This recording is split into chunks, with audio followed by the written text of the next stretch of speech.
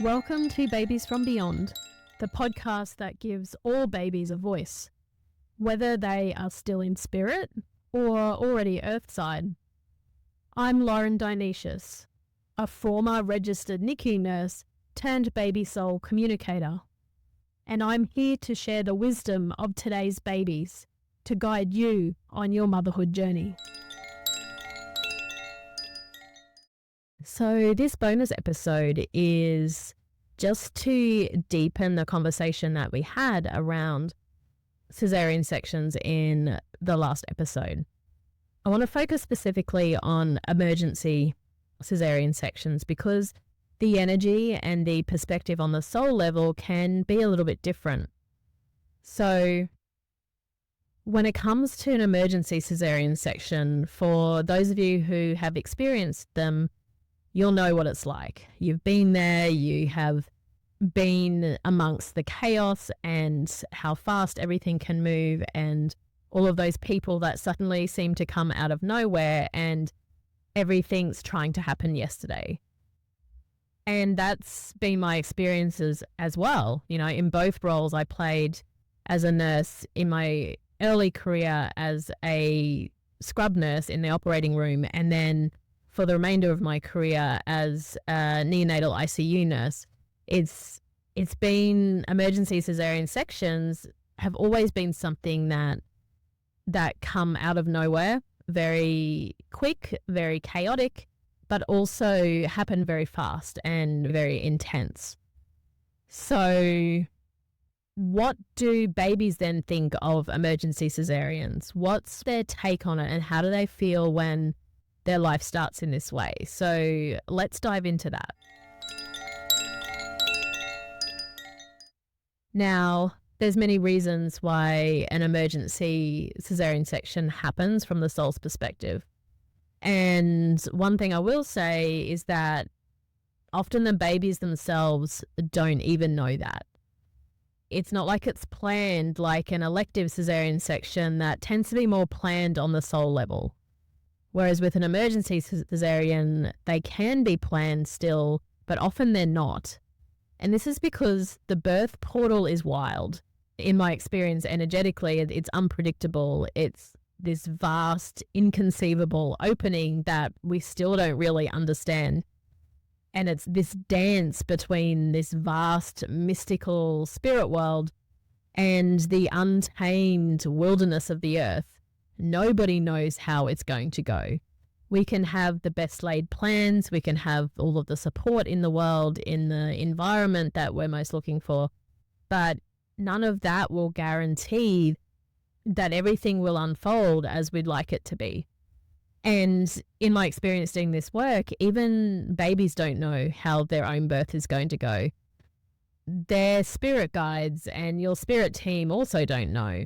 Your own soul doesn't know. It's literally the ultimate, in my experience anyway, in not knowing.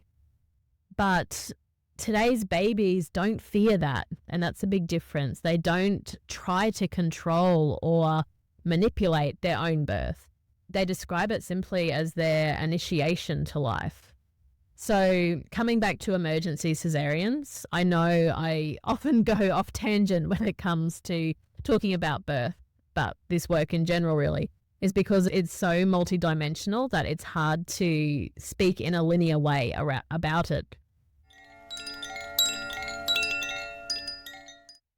So the reality from both the spirit realm and the human perspectives is that sometimes things happen, and why things happen is very individual and too hard to generalize. It's about the woman and where she's at physically, mentally, emotionally, spiritually, karmically. It's the physical process of labor and how the baby is going and how the baby is progressing through labor and all of these things. But what I really want to focus on is what babies will say or what they will reference when I ask them about their emergency Caesarean birth. And there's usually 3 things that they speak to, although it can absolutely be more, but these are 3 general themes that I've noticed. One, it's because the energies moved and shifted and I had to adjust to what was happening. And a cesarean section was the safest and most effective and efficient way to adjust and adapt to those energies. So that's saying that, again, what I mentioned before, the birthing energy is so wild and unpredictable that things happen. And that's the reality of everything here on earth, right? Things happen in life. We can't predict moment to moment what's going to happen. Things can hit us out of nowhere that even the most talented psychic or even our spirit team cannot see coming. So it's important to realize that, because we have this tendency as a human to really want to control things and know things, and we hate uncertainty. But one thing birth teaches us is we need to release that control and allow the energies to unfold and dance with each other as they need to. And as I mentioned, we can absolutely have guidelines around that. We can have plans in place. We can have tools, people, things in our environment to support us, absolutely. But at the end of the day, it's about flowing or dancing with those energies rather than trying to control it.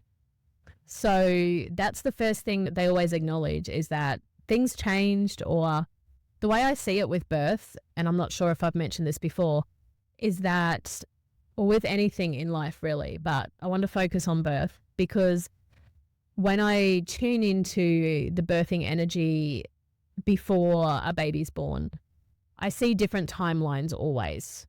And there's usually one more dominant timeline that I sense, and other more, I would say, thinner or smaller, or maybe a little more distant timelines that feel less likely. But during the process of birth, I find all of these become possibilities, and it's how the energy unfolds as to which one of these timelines is going to play out. So I don't see it as one exact, this is how it's going to go. It's the energy is too vast, too unpredictable to have that degree of predictability. So these babies say things changed during the birth process, and I adjusted to what was happening, and I'm okay with that. For others, an emergency cesarean section can also be karmic and past life related. And if you've been around me for a while, I don't talk to karma as a punishment or a reward or being good or bad, right, wrong, anything like that. I see karma as about balance. What goes up must come down. Things that have happened in past lives that we want to experience the opposite of, or we want to bring more balance into those energies, or unfinished business. All of these things can be karmic, or things that we bring with us from previous lives. So it's often older energy that's looking for an outlet, looking for some resolution, looking for some balance. So this sort of energy can absolutely come up in birth, especially in relation to birthing in previous lives as well. And sometimes an emergency cesarean is how, and elective in some ways, but because we're speaking to emergency, I want to focus on that. It can absolutely be an opportunity, let's call it that, for some of this karmic energy to release, and even healing from past lives, which can be hard to find in an emergency cesarean section. We don't often recognize that as a healing process, but on the soul level, it absolutely can be. So that's the second reason. The third reason is, again, it's related to the first with the changing energies, but some babies are very specific on their astrology. They want to be born on a certain day, for example, because of their astrological blueprint that they will be born into. And sometimes if natural birth is progressing too slowly, but I do find this tends to happen in the evenings as we approaching the later hours, is sort of closer to midnight, that there's this realization that they may be missing their birth window because perhaps labor was progressing too slowly, or it was slowing down, or there's realization that it's coming up to the next day. And it's not always the next day. It can be, depending on the astrology, it can be at certain times of the day as well, when there may be a big shift into a different sign, depending on the placement in the chart. I mean, so that's something that babies will often share as well.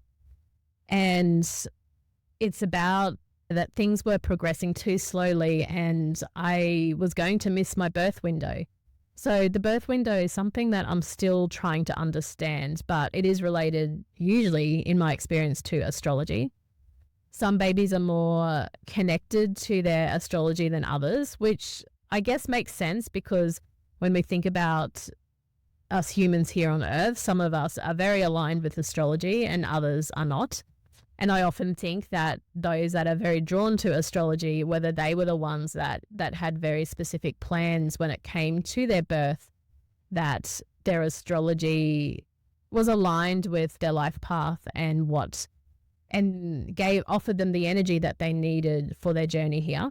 Whereas those who are not interested in astrology, don't really care, doesn't resonate with them, whether they had different reasons for being born when they did, that wasn't necessarily astrology related. So some are very particular about their astrology blueprints for support on their journey, and others just don't seem to care. Sometimes due to this unpredictable nature of birth and the colliding of energies and timelines, sometimes during birth things can move too fast or too slow. And if it's too slow, then an emergency Caesarean can help to bring that timeline that they needed back into alignment by getting that baby out faster. And there may be medical reasons for this. There may be distress for the baby. There can be all kinds of reasons why an emergency Caesarean happens on the human level, but on the spiritual level, it can help to realign the timelines. So as an example of this, I remember connecting with a baby boy who was born by Caesarean section. I think when I connected with him, he was a few months old. He was maybe 5 or 6 months old. I can't remember exactly now, but he had been born just before midnight. I think it was maybe 1:45 to midnight or 10 to midnight by an emergency Caesarean. And his mother had planned a natural birth with him. Things had been ticking along okay. And then things started to slow down. And labor had started to slow, like contractions had started to slow down. His heart rate on the physiological level, which can often happen in a prolonged labor, his heart rate began to dip. He began to show signs of distress. And what he told me was happening is that he'd planned and needed a particular date of birth. I can't remember the day that it was now, but he had chosen to come to Earth on that particular day.